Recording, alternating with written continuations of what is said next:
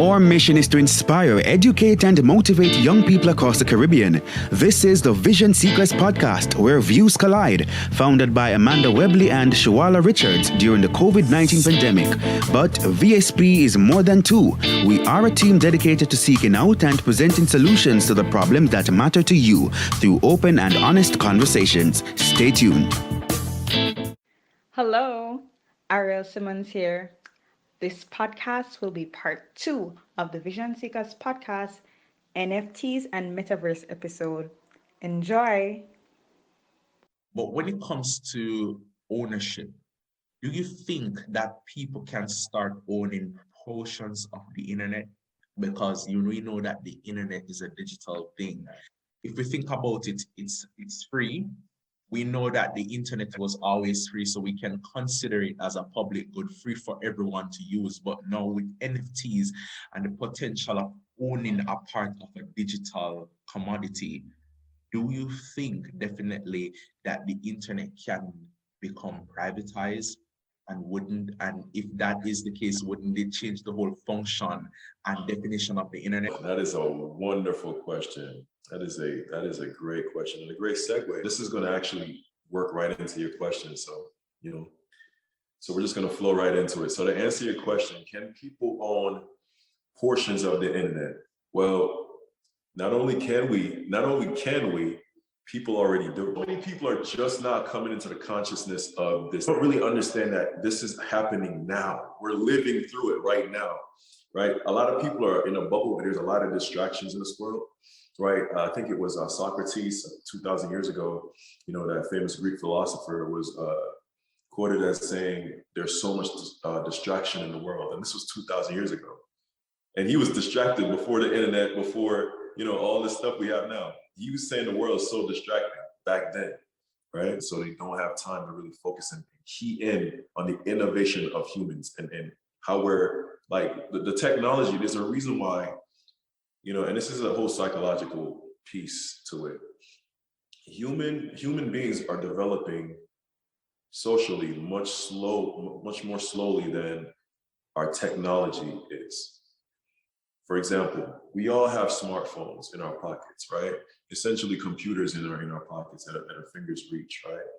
Mm-hmm. But the average person has no idea how that device operates, how it works. They don't know what's in it, right? Human beings are slow to catch on to things sometimes. So, many people may or may not know that there are companies right now that are already auctioning digital versions of real world, and they're making millions, right? So I'm gonna say it again. So let's use, for example, let's use a city like New York, right? Right now, like in the 1900s, 1902, you could buy a square block in Manhattan, for example, for $2. $2. Right now, you try to buy a square block of land in Manhattan, you're paying anywhere from 10 million to like crazy money, right? So the beauty about this whole new digital era we're stepping into with the metaverse, right? So we're gonna just segue right into the metaverse, is that people and companies are coming together and creating these decentralized worlds. So think of it like worlds within worlds. We're in the world, the physical world, but we're creating a digital world. Not just like right now we have computers and we engage with media, but it's not really a world, right? You can't really interact with it in a way where you can actually go into it and escape from this reality. You're still engaging with Web 2.0 while still being in this reality. What Web 3.0 is going to represent is a digital world, or digital worlds rather, right? Decentralized, meaning there's no borders to, there's not going to be like, oh, this is America and that's Mexico and that's Canada. It's not going to be that, right? It's going to be a wide universe inside of this digital space where you can create entire worlds, and people are already doing that. This website that I have up behind me illustrates exactly what I'm talking about. So this website is called Decentraland.org. And And they are a company that started Mhm. building exactly what we're talking about right now. So I'm just going to read from the website so you guys have an idea of what I'm saying. All right, so let's read. So when you get to the website, you're going to be greeted with this: welcome to Decentraland. Decentraland, okay? Create, explore, and trade in the first ever virtual world owned by its users. Sounds very intriguing right off the bat. So the users own the world. Wow, why wouldn't people want that? People would love that. Explore. Lose yourself in an amazing evolving world. Explore lands owned by users to experience incredible scenes and structures, from a space adventure to a medieval dungeon maze to entire villages crafted from the minds of the community members. So create your own world. So think of so dig into deep into your imagination. And if you close your eyes, think of the perfect world where you just feel free, at ease. You want to spend a lot of time there. Maybe it might be a beach. Maybe it might be, being on the ocean, maybe on a yacht, right?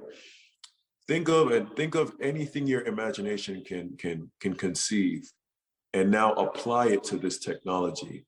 Now, we're still a ways away from the perfection of this technology. We're going to gradually get better, right? In 1997, the things we were doing with the internet were rudimentary compared to what we can do with the internet today, right? And that's just been a few years. So think about what this means going forward a few years from now, when they're creating entire worlds where you can go in and be anyone you want to be, right? Because you get to create, as you see these digital avatars, the people, right? It's kind of like playing Fortnite right now, or playing, any of these games that these kids play, Roblox, or, right? These kids are already in the metaverse. These kids right now are already in the metaverse. Whenever your kids, if you're a parent and your kid plays Fortnite or Roblox, and they come to you and they say, Dad, Mom, can I get some money for Robux? Well, Robux, what that is a digital currency within the game, within that metaverse of Roblox. And so when they buy that, when you give them the money, your credit card information, and they go on that virtual coin or that virtual money, they can now spend that money in that game, in that metaverse, in that world, right? They spend that money to buy skins, right? So they can change the way they're parents. They can be animals. They can be, different people. They can be strong, a bodybuilder. You can be tall, short. You can be anything you want to be. You can have specific clothes that people are paying real money for, but it's virtual clothes, virtual shoes, virtual glasses, right? These companies are generating millions and millions of dollars off of virtual clothes currently in metaverse type worlds in these games, right? Whether it's Grand Theft Auto, which is a popular Xbox platform and PS5 platform, PS4 platform game. Millions of people play every day. You can buy houses, you can buy all these things. This is an example. We're already living in the metaverse. In a sense, it's the only difference is we're not immersed in it yet, which is what's coming down the pipeline. So let me just use this opportunity right now to explain something to a lot of people that might be wondering why a tech giant like Facebook would go ahead and change their name to Meta. Why would Mark Zuckerberg do that, right? So let me just break that down real quick. So Mark is not an old man. What do I mean by that? Mark is still young enough to understand the trends. And in Mark's kind of business, in order to stay relevant, you have to see the wave before it crests, so to speak. You have to be able to follow the trends and see. You have to have vision. So by him changing the name of Facebook to Meta, he's embracing what's coming down the line. Now, people that are still not in the metaverse mindset, they don't understand it. What is he doing? What is this? What is this stuff he's talking about? 3D worlds and VR glasses and haptic feedback suits. Like, what are we talking about? But if you understand what's coming and what's already taking place, you understand that if a company like Facebook doesn't get in early, they're going to be left behind. which brings me to some of the things that are negative about this technology. A lot of traditional companies, that the way they're structured right now, they're going to be left behind because they're going to be made obsolete very, very quickly, right? Just like when became a thing. When Amazon became a thing, one of the things that happened very quickly is that a lot of businesses, right? A lot of businesses that were resistant to Amazon, right? There were protests. They were calling their congressmen. They're like, you got to do something about Amazon. I'm losing all my business. I can't sell anything, right? You got people who complained and they weren't able to adjust. And then you had people that were able to be smart and they said, okay, well, if I can't beat them, let me join them. And what did they do? The same store that they were selling their goods in, they decided to take their goods and just list it on Amazon. Of course, now Amazon gets a piece of their profits, but they're still able to sell their goods. So they just basically transferred their physical stores into online stores. And they were able to make their money, but on Amazon. While others weren't able to do that or were too prideful, right? Were unwilling to do that, right? And so they got left behind. Their businesses went down to nothing. They weren't it because Amazon sold everything. Amazon was disruptive technology, an example of disruptive technology. It changed the way that we do shopping all over the world. Decentralization definitely is very important. And for our listeners, a brief history of decentralization came out of shifting power. Decentralization is about shifting power. We know that centralization would mean a central body, which is a main body that is responsible for making decisions about a particular system, or the main decisions about a particular system. Let us draw for an example, central banks and governments, federal governments in the United States or anywhere in the world. Those entities will represent centralized systems, centralized people, centralized entities. And decentralization is about shifting the focus, shifting the work from them to regular people. Now, a brief history about the entire concept about decentralization and a very prominent experience and event about decentralization came out of the subprime mortgage crisis in 2007 to 2009. We all know about the housing market. Basically, what happened is that there was a great demand for mortgage securities, mortgage stocks, basically from ever since the mid 1990s till in the mid of the first decade of the 2000s. And banks had a lot of mortgages. A lot of people were interested in buying houses and getting mortgage-backed securities, definitely, to own a home. And basically, due to the fact that the bank has a lot of supply of mortgages and a lot of demand, they started to give out mortgages, which is loans for housing, to people who would not normally qualify for a mortgage in regular times.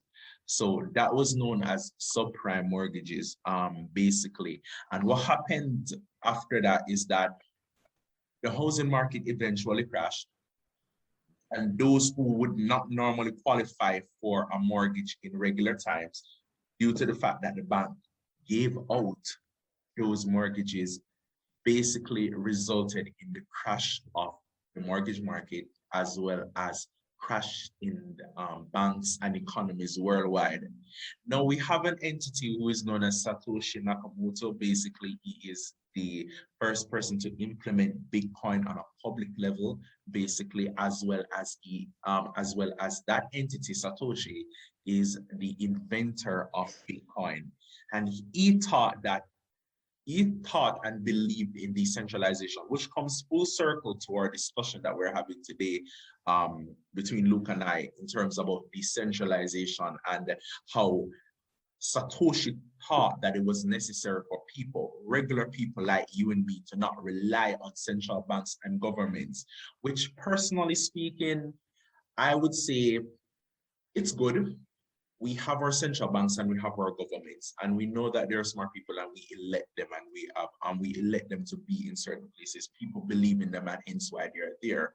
But otherwise, there are people outside of the world, outside of central banks, outside of governments, who believe in a system that can be transparent, who believe in a system that we can make decisions also, and looking into things on a deeper level and on a wider level, not to leave the burden to only one set of persons, or which would be centralized entities like central banks and governments.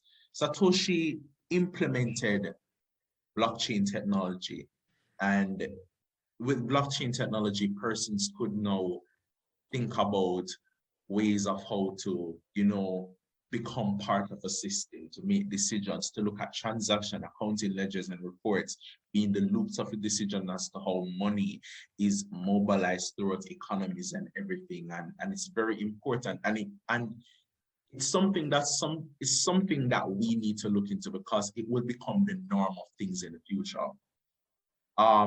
In economies worldwide, growing economies, the United States, Canada, England, these economies that are doing well and that are making advances in societies, in global societies, they are implementing and they are taking onto the concept of decentralization, the implementation of blockchain technology, the implementation of using NFTs, which are all forms of decentralization. Once upon a time, years ago, maybe centuries ago, governments used to be responsible for things. In the Caribbean, especially in Jamaica in the 1980s, majority of the banks were nationalized. In other words, governments used to own a majority of the banks in Jamaica at one point in time in the 1960s to the 1990s. And ever since the 1990s to now, more private persons are owning banks. And so the focus have now been shifted from the government to private persons. And now even more private persons with the decentralization, more persons are getting an opportunity to showcase their goods and services, to be a part of a wider system, a system created for the people. You mentioned definitely that economies will now be built on people. And it's very important that we note this, definitely, Luke, in terms of now that things have not been changed.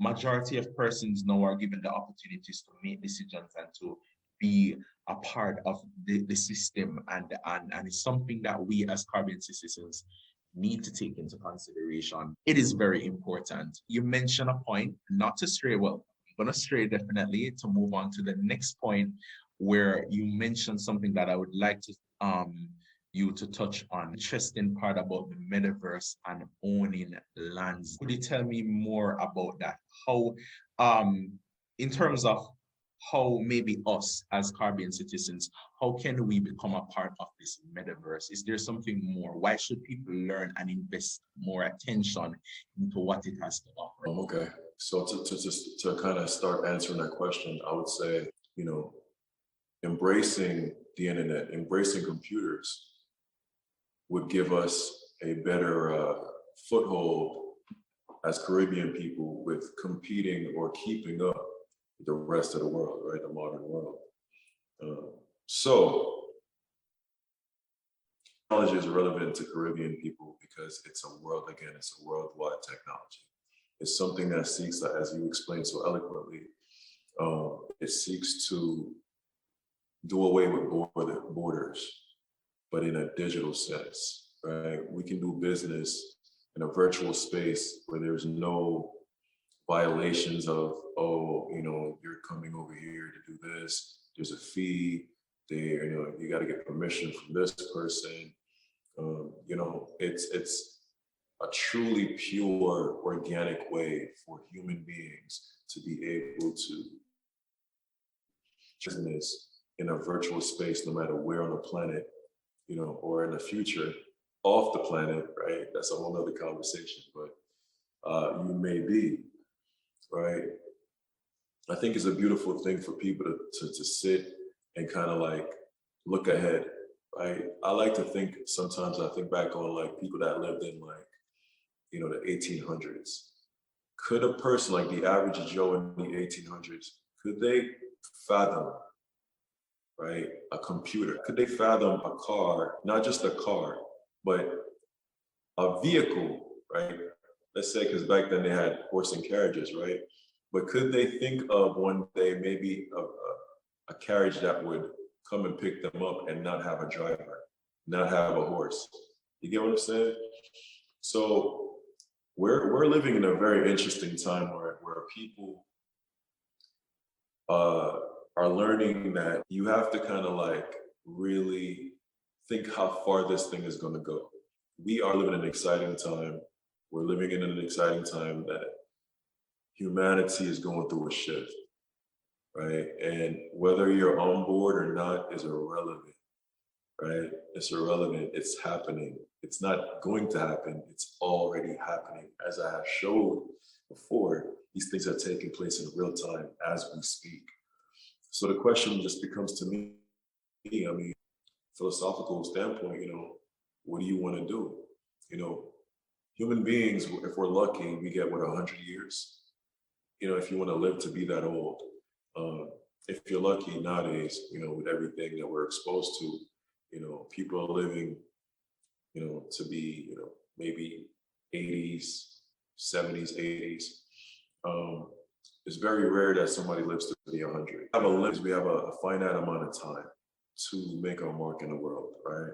And so there's a lot of things that for a long time, our parents and their parents weren't able to affect any real change. And now here we are, able to literally create the world that we want to live in more ways than one, right?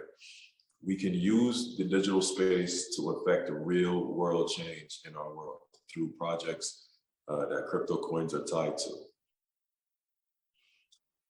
You know, I can think of several ideas that would benefit the world instantly that I'm not going to share, you know, because they're ideas, personal ideas. But you know, I encourage anyone that has any real idea or any real thing that can affect some real change in this world. This is an opportunity to really educate yourself on this technology and find a way to utilize it to gain, push in the right direction to really turn things around. Because for a long time, humans have just felt like, you know, we're just on this ride and we don't really have, especially with the implementation of governments, right? After we left feudalism alone, you know, we started trying to experiment with different kinds of governments. That's why, you know, for example, nations like North Korea, China, right, Cuba, Russia, you know, they're communists, and, you know, a lot of people that kind of think, right? And then you have other people who are capitalists, right? You have socialists, you have all these different styles of government that govern depending on where your geographic location on this planet is. You know, different places are governed differently. But for the first time in forever, right, human beings have the ability to create the world that they want to live in. Because, and this is what makes this so controversial and so radically revolutionary, because it literally, quite literally, takes the power away from the 1% and gives it to everybody else. Okay? So understand what that means, right?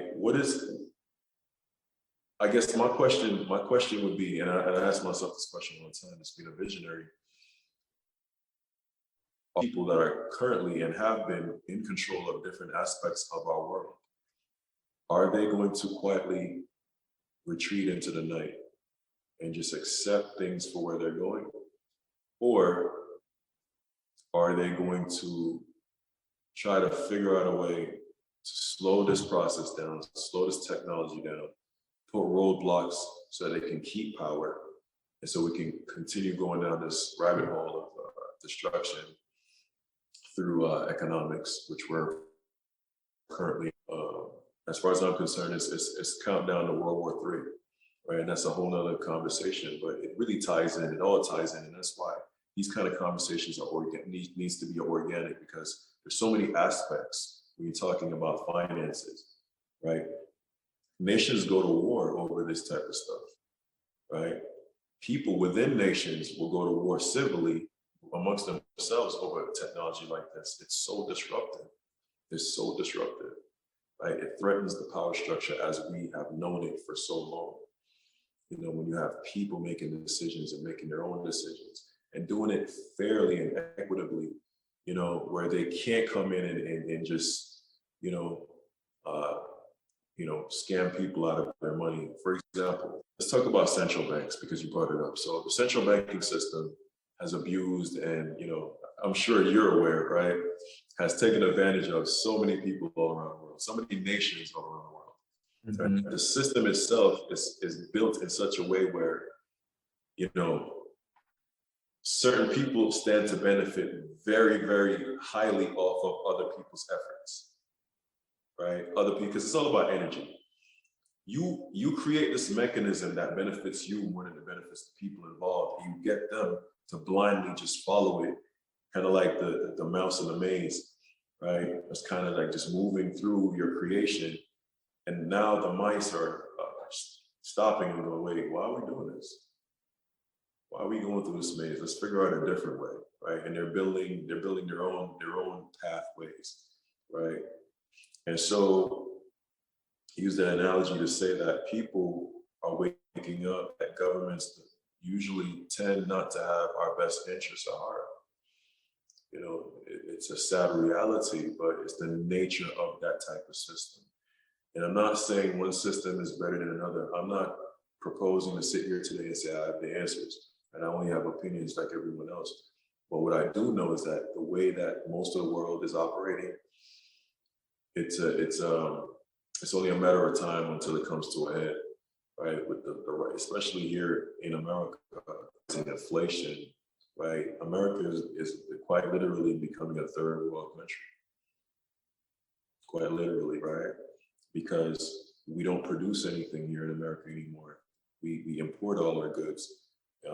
Why that's happening or why that's the case, that's for you to do your research and kind of figure out what's going on with that. But at any rate, the inflation is high and it's devaluing quite rapidly the dollar as a currency. And this whole technology with NFTs and cryptocurrencies and blockchain technology, it's coming at a time where it's crucial, where we're going to have to decide, what do we want? Do we want to continue down this path, the one that we know and the one that we've been using that has so many flaws, so many people aren't benefiting effectively off of their efforts? Or you want to go into a different type of system where people, individuals can create economics around themselves, right? By getting other human beings to invest in them at the same time as they're investing in them, they're helping themselves by promoting their work and their efforts and their energy, right? It's an energy producing energy effect, right? When people are helping other people and helping themselves at the same time. The colony works together uniformly for the betterment of the entire hive, right? It's like a hive mind kind of, we're switching to like a hive technology, right? Where everything we do, every action has a positive reaction versus every action having an action that we have no control over the trajectory of where that leads us, it takes us. But I do foresee wars being fought over this technology. I really do. Because already there are rumors that China is not going to embrace this for obvious reasons, right? And if China is not going to embrace this switch, then the question becomes, is Russia going to do it? I do know that we're going to have the ability, if we really start understanding this technology, we're going to have the ability that none of our predecessors were able to do. That we're going to be able to create the world we want to live in. But we all have to want that for it to work that way. And the incentive is huge because again, You support somebody in the space, you support yourself. And so I think that's going to be an incentive for most regular folks, whether you're in the Caribbean, you're in the Middle East, you're on the continent, wherever you are on this planet, right? This is happening now, and it's going to affect you. I don't care where you are. I don't care who you are. If you embrace this technology, you can find a way to pull yourself out of the gutter, right? I'm learning as much as I can so I can do exactly that, right? And there's no limit but the limits that you create for yourself when it comes to this space. Is it all going to be positive? Absolutely not. Absolutely not. There's going to be a lot of drawbacks that we can talk about. And I don't want to eat up all the time that we have today to talk about the negative things, so the positive things. And this technology really gives us the ability to create the world that we want to live in, essentially. So you asked me earlier to touch upon the land that I was talking about. So I was briefly saying that right now you can purchase land in the metaverse. So for example, there are developers that's developing software that are creating worlds of digital versions of our real world. So you have people that will they'll go for example, Washington, DC, and they'll buy the land that the White House is sitting on. And so when this decentralized lands are created, those people, whatever is happening in that space, can profit off of those digital assets, the digital version of the real world, right? And it's hard to really comprehend because it's like, what's the utility of owning something? Well, right now it's hard to realize it because we don't have the hardware to support a lot of these ideas that's being built currently, right? But down the line, right, like Decentraland that I spoke about, right? You can buy land within, right? And there's lots of other lands that they're creating, right? Where if you own that land and that particular world, digital world is popular and a lot of people come to that world in the metaverse in the future, right? That land now becomes profitable because let's say you put a business on that land, a digital business on that land. Now you're able to make money based on your geographical location within that digital world. So understand that, right? And this is what I'm saying, like, this is beautiful, right? You can get in early and you can buy a piece of land now while it's cheap. And then 20 years from now, you can cash it in for a fortune, depending on how profitable an area you purchase, right? It's kind of like, I liken it to when Netflix first came out. Netflix was a small company that sought to do something disruptive, right? There's a recurring theme here, disruption, right? These technologies are disruptive. They come in and they shake up the current new things, right? And so Netflix came in at a time, if you remember, there was companies like Blockbuster and Hollywood Movies where people would go into the store, every Friday night, or, it was open every night, but usually on the weekends, you'd go in with the family and they'd pick a movie, right? I think in the Caribbean, they used to call it a movie shop, video shop, something like that, right? And you go in and you pick the movie and you rent it and then you bring it back. That's what was going on here in America, right? With Blockbuster movies. You go in and it used to be VHSs, tapes, and you rent the tape you wanted, and then we moved to CDs. We jumped, made that shift, right? See, recurrent theme, we're shifting. We shifted to CDs, and then we were able to go in and get the CDs and rent it, and we bring it back, and then we can rent something else. And then we're making it came on Netflix, right? A group of guys, I think they were college students. And at first they came to Netflix and made their pitch. They said, hey, we have this idea and we want to have people order the movies online and we just send it to them so they don't have to leave their house. And they were like, Blockbuster's position was like, how does it benefit us to do that, right? Whoever sat on the board of that company at the time, they didn't have, so they got left behind. And that's a perfect example of what happens to companies who fail to follow the trends or to see where things are going. right? Because Blockbuster basically told Netflix to kick rocks, you know, and so they went and they built Netflix up, and Netflix is what it is today. They no longer send you any movies in the mail. They just stream it over the internet because the technology existed, right? They just thought like, okay, why not just stream the movie? You pay for the service, you stream the movies, you watch it in the comfort of your home. You don't have to get a CD, you don't have to get a cassette tape, you don't have to have a VHS or anything like that.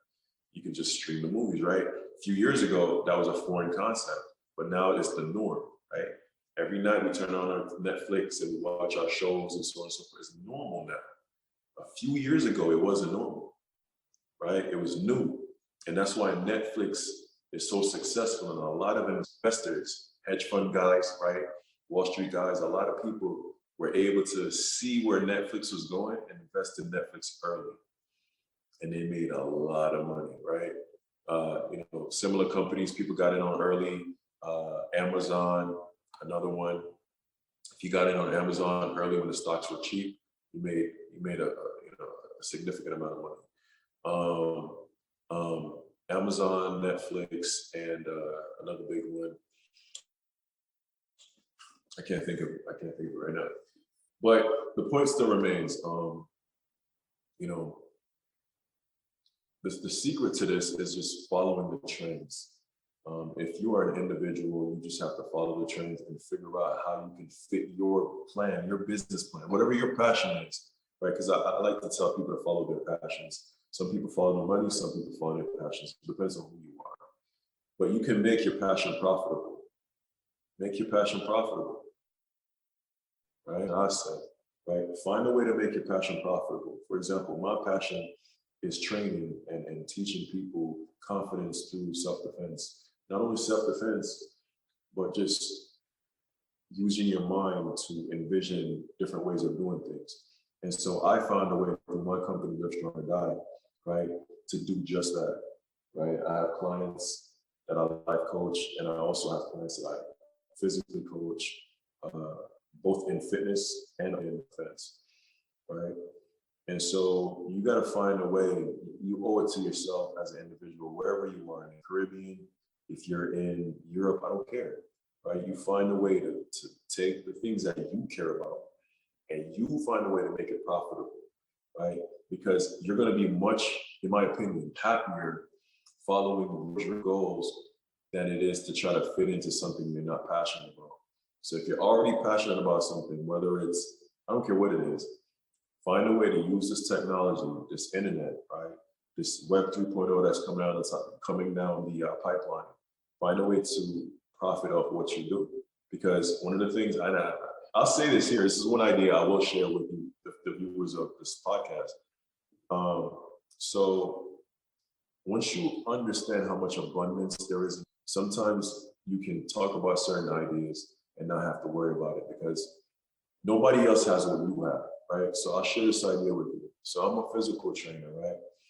I'm already envisioning starting a business within the metaverse where I have a digital gym, right? So I'm going to be able to train my clients in a digital space. So it could be a class, right? Several people place, right? They're looking at my digital avatar. They can see me because I'm in a suit, right? They can see my movements. And we're working out together, even though we're in separate locations. We might not even be on the same continent, right? You could be in Africa, I could be here in America. We get together in a digital space, which is a studio, looks just like a gym, right?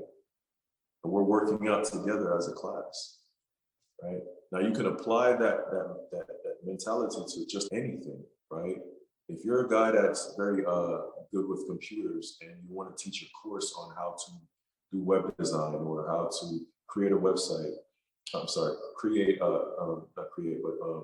to learn how to program, C++ and these languages, these programming languages. You want to be somebody to teach somebody, if you want to understand that, for example, you can start a virtual class where you can have people come in and you can interact with them in ways that you cannot interact with them over video. Video is like, it's almost like one-dimensional compared to what I'm saying, right? kind of like one-dimensional compared to what I'm saying. I'm talking about being immersed in your activity with the people that are interested in that activity. And you guys are working together in a digital space. You know, I can go on and on about this, so I'm gonna redirect it because, you know, I can go on and on. Did I do a good job at explaining how you can purchase land and how? Yes. You know, okay. It was great. It was great, and all things being considered, it was very interesting. When you think about everything in general and how the world is evolving, it's something that we ought as humans to become a part of. Definitely, you've mentioned about where we're coming from as a people in the last 300 years. Well, I think from the start of the industrial era where technology came in, the world has been consistently changing. Things has been improving. And you know who are the persons who were left behind? Was the persons who did not take advantage of the technology that existed at that point in time. We're talking about from the days of Rockefeller and Henry Ford and the technology and the industrial eras, the train, the steams engine, and even when it comes to JP Morgan and how they even owned railroads in America in the industrial era in the early 1900s, and even his father would have been a banker in Europe. They came in, bringing the banking system inside America, developing a banking system, and even now the banking system is being changed. Everything about the world is being changed. All foundations have been laid down and things have consistently been built up on everything.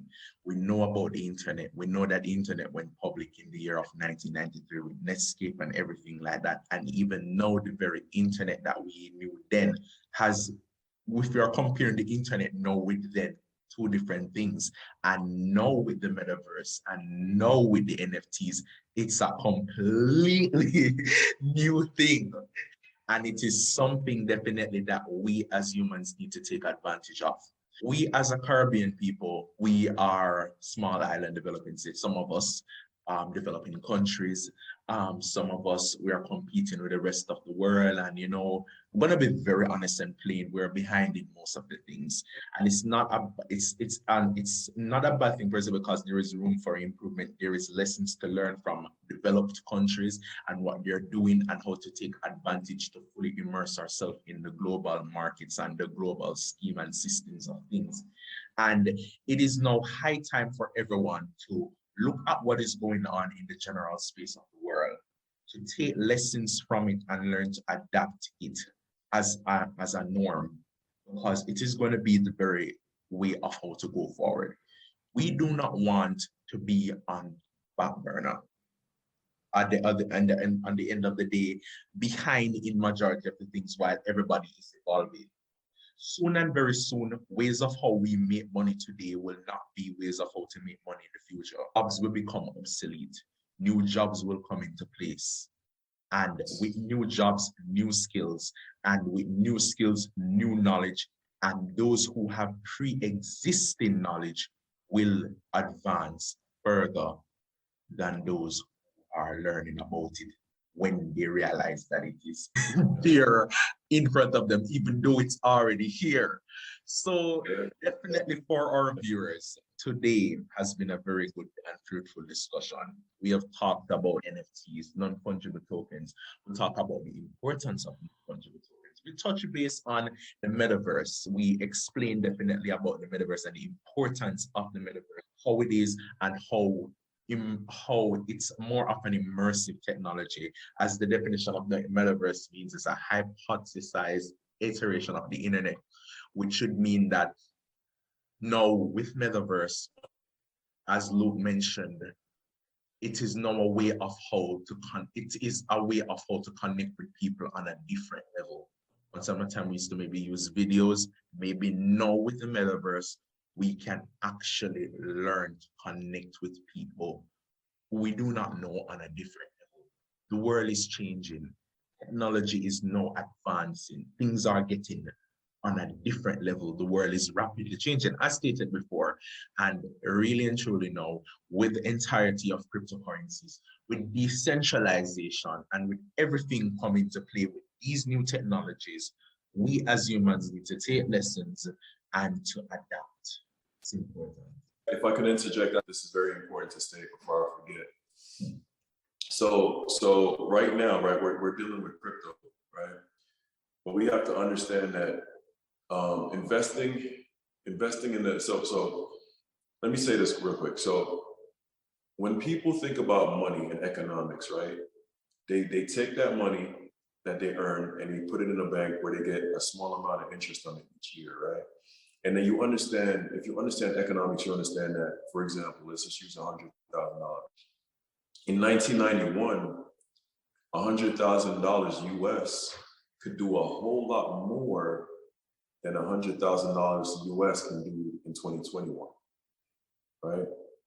The amount hasn't changed, right? It's still $100,000, but what has changed is the inflation over the time frame because of the way that the economy is structured, right?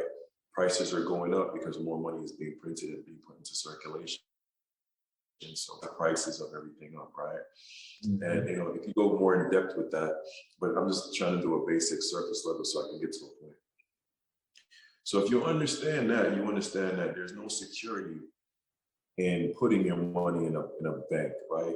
And this is what Jamaicans or anybody anywhere that's listening to this is a takeaway from this. You take your money that you earn every day, you take a percentage of that earnings, right? Call it a sacrifice. So nothing comes. So you got to do something to get something. So, however you got to restructure your life or sacrifices, maybe you got to cancel something that you really don't need. I don't know.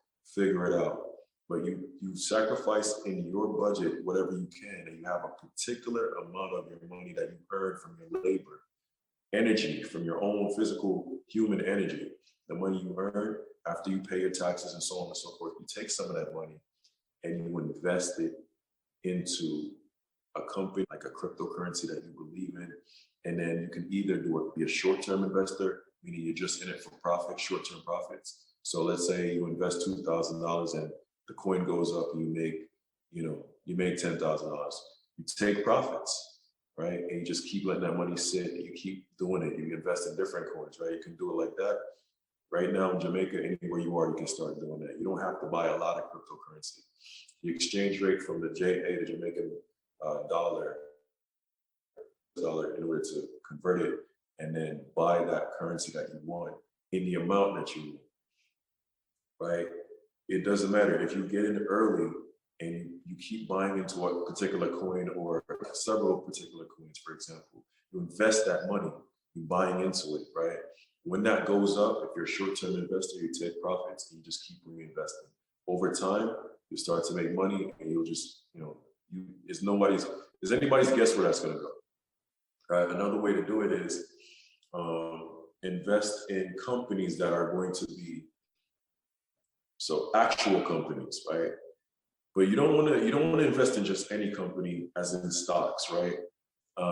If you're going to invest in stocks, what I think you should do, and this is not financial advice, this is just opinions based on just my opinion, right? You should always try to look at the trends from a common sense perspective. I'm a common sense guy, right? If we're talking about the metaverse, if we're talking about NFTs, if we're talking about, blockchain technology, what are we really talking about? When we talk about internet, Web 3.0, Web 2.0, what are we really talking about? Well, if you break it down and keep going into the mentality of it, you're going to realize this conversation that we're having right now doesn't work without energy. If my device isn't charged, we can't have this conversation. No matter how great the technology is, the phone is amazing, right? The ingenuity that went into creating this phone is amazing, right? But without electricity, it's a paperweight. It's a paperweight, right? So what am I saying? I say invest in companies that support the thing that you're interested in. So you want to move your money around. You want to have a diversified portfolio, right? As a young starting investor. And a lot of these companies, their stocks are not expensive because people aren't thinking long-term. This is for long-term investors, by the way. I already told the short-term investors what they could do. So if you're a long-term investor type of person, you want to hold on a few years so you can make that big amount of money. What you want to do now is you want to start looking at the companies that are into energy. What do I mean? Energy sectors like solar, right? Solar panels, right? We're going to renewable, clean sources of energy in the next few years. That's where the world is going. We don't want to use dirty, like coal. We don't want to burn coal because it has a negative impact on the environment. So what does that mean? That simply means that, that's why if you look around, Tesla has been massively successful in their EVs, vehicles in 2020. I think they sold more cars than everybody else, right? And the only reason they're doing this is because they are ahead of the curve when it comes to the next transition in that sector, right? Crypto is the next technological jump, but EVs, when it comes to machinery and vehicles, right? EVs are going to be the next wave, electronic vehicles, because it's so much cheaper to operate an EV than it is to operate a gas guzzling vehicle that works off of fossil fuels. So this is the thought process that people have to follow when they're investors, right? Especially the little guy. The big guy, he can just throw some money here and there and then. He'll make money, right? But the little guy, like us, we have to be intelligent with our resources. And so we want to make sure we set ourselves up. And how we do that is we want to invest in companies that are going to support the other things, right? Think of it as a foundation. Everything that we're talking about today, that we talked about, Decentraland and all of these other things, they don't work without power. That simply means if you invest in power between now and the next 5-10 years and just sit back, wait, and if the creator grants you life, you're gonna make some money, right? For example, Tesla, very successful company, like I said, they make electronic vehicles, right? Hybrids and electronic vehicles, fully electronic vehicles. A lot of these vehicles, the components like that run the computer systems are made by specific companies. Now, I'm not going to tell you the name of these companies. This is where you got to do your due diligence. You go and you do your research. We all have these mini computers in our pocket, right? We live in a great time. We have access to information more than any other group of people in the past. We literally can find out anything like in seconds. Utilizing it in a way where, they can utilize it in a way that can benefit themselves over time. So that's my challenge to whoever is listening to this. Go and do your research on the companies that make the components for these EVs, and then you invest in those companies. Because if you do, you're gonna be a millionaire. If you invest in the guys right now, the video game, because this is another thing we need to talk about. So the metaverse is being built by a lot of the same companies that have been building video games for years. The Unreal Engine, for example, is powered games like, I think, Mortal Kombat. I want to say Grand Theft Auto. I might be wrong. I'm not really a game guy like that. I play games, but I'm not into it like that. But there are a lot of these engines and a lot of these computer software programs to create different environments. They've been doing it for years, right? And so these are going to stand to profit very heavily because they're going to be literally creating the environments within these worlds. So common sense tells you want to make some money now, right? It's still not too late. The train is in the station. You take your money that you earn through your blood, sweat, and tears sometimes, right? Depending on what you do. If you're a fighter, maybe you earn your money by boxing, and blood, sweat, and tears, right? You take that money, you take a percentage of what you make every month. So you got to do your research and your budgeting, and you take a percentage of that as a sacrifice, right? Maybe you have to give something up, like I said before. You take that percentage, no matter how small it is, and you invest in what you can. But you want to invest in smart things that's cheap. So buy low, sell high. The basic concept of economics. Buy low, sell high. buy in the dip, sell when it goes up, right? Stock markets, that's what it's built on. People have been making millions in the stock market for years, right? When a stock goes down, buy it. When it's cheap, buy it. And when it shoots back up, who knows where you're gonna be at, what your position, your financial position is gonna be at. There's no telling, right? So understand, man, it takes a lot of common sense to be an investor, and it also takes your research and information. So yeah, do your due diligence, follow the trends, try to be a visionary, try to imagine where we are and where we're going to be in the next 5, 10, 15, 20 years, and then put yourself in position along the way to reap some kind of benefit from what's going to happen anyway. It's already happening.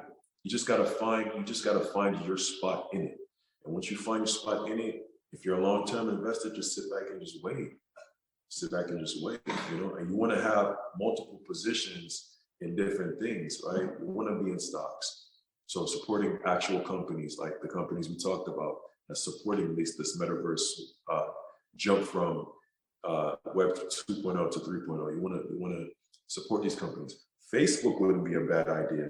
If you can afford to buy Facebook stock, I would do it. Sorry, Meta stock. If you can afford to buy some Meta stock, I would highly suggest buying some Meta stock, because Mark Zuckerberg is a visionary. He's able now. He started his platform so it can fit into the metaverse. And just to give you some understanding of what I mean by worlds within worlds, think of Disney World, right? Disney World is a place that actually exists within our actual physical world, right? People, children from all over the world for years have dreamt about going to Disney World. Now, some people are fortunate to go and visit Disney World, and Disneyland and Disney World, right? And some people are fortunate to have that experience, but that experience has been denied to people all over the world that maybe can't, afford to travel, the physical travel, or maybe they just can't go because they have other obligations that keeps them where they are geographically. In the metaverse, a company like Disney will now be able, right, follow me, to create a decentralized land, right? They'll be able to create a Disney World, a virtual version of the real place in a virtual space. So think of all the rides and all the virtual reality rides they have there right now. Universal Studios, for example, they have rides that has been utilizing 3D technology for years, right? I never went to Disney World or Disneyland. I went to which is a theme park. And I remember years ago, I was still a kid, we went on a ride and it was a virtual reality ride. And it blew my mind. It blew my mind back then, right? So I can just imagine where we're going with this. I remember it was a dinosaur. It was like a dinosaur. We went back in time. We got on this ride, you put on these goggles, you're sitting in this thing, and it moves, right? It moves, they spray water on you to, go by the water. And there's this dinosaur chasing us, and we're in a vehicle. And when I tell you, it feels like the dinosaur is right here, like literally. It feels like it's like right here. You can feel its breath on your face, right? You're in this vehicle trying to escape this thing. It's chasing you. It's the ground shaking. You're feeling it feels like you're fully immersed in this. And this is years ago. I'm not talking about right now. So working on this for a very long time. This is where we're going, right? This is where we're going. Right, in the deep future, long after you and I are gone, everybody watching this is gone. This world is going to be an entirely different place, and I foresee like even something as silly as wars, right, being fought in a virtual space, right? Like that'd be good because a lot of people will not actually die. I don't know what that would really look like, but I could even see stuff like that happening in the metaverse. Anything that you can imagine that we can't physically do right now. Like right now, there's a lot of people that will never be astronauts because either they're not smart enough to do it, or they just don't have the time to pursue the education to become an astronaut, right? It's very, very mentally demanding. So the amount of people that will ever be able to actually go into outer space is very low. But in the metaverse, right, these developers, these game developers, these people that are working on these powerful engines, right, these environments, they're going to now be able to create rides and worlds and things where you can get on a rocket, go into outer space, feel like you're actually there, right? If you ever wanted to go to the ocean and do deep sea diving, but you're always too scared to do it in real life or you can't afford to, in the future, I foresee you being able to put on your goggles or your glasses or whatever, what have you. I'll go on and on and on. So I'll let you go ahead and let me know where you think we should go now concerning this topic. You can, it's been very extensive and I appreciated the insight. It has been very deep. I can tell you definitely you touched based on basically every point here. And as stated before, as I mentioned, we know that the world is changing definitely with advances in technology and everything being changing. The world as we know then before is no longer the world now. And now I would term it as this being, we are now evolving in Earth 2. I can say it like that. But in terms of everything you've mentioned about the NFTs, you mentioned about the metaverse, you went in depth about blockchain, decentralization, as well as definitely the metaverse, as well as in terms of business ventures that Caribbean businesses can leverage to start to make some money and to profit, ways of how us as human beings can profit definitely. And it has been a very good insight. And I appreciated I appreciated the discussion and you taking the time here to be there and to share with us your knowledge and your thoughts on this immersive technology and the impact that it will have on not only the Caribbean, but global societies. Thank you very much again, our viewers and listeners, and stay tuned to another. Take it easy. Until then, this is the Vision Seekers Podcast with Views Collide. This has been an episode of the Vision Seekers Podcast. Together we can create a society that benefits us all. Send us an email at thevisionseekers.podcast@gmail.com.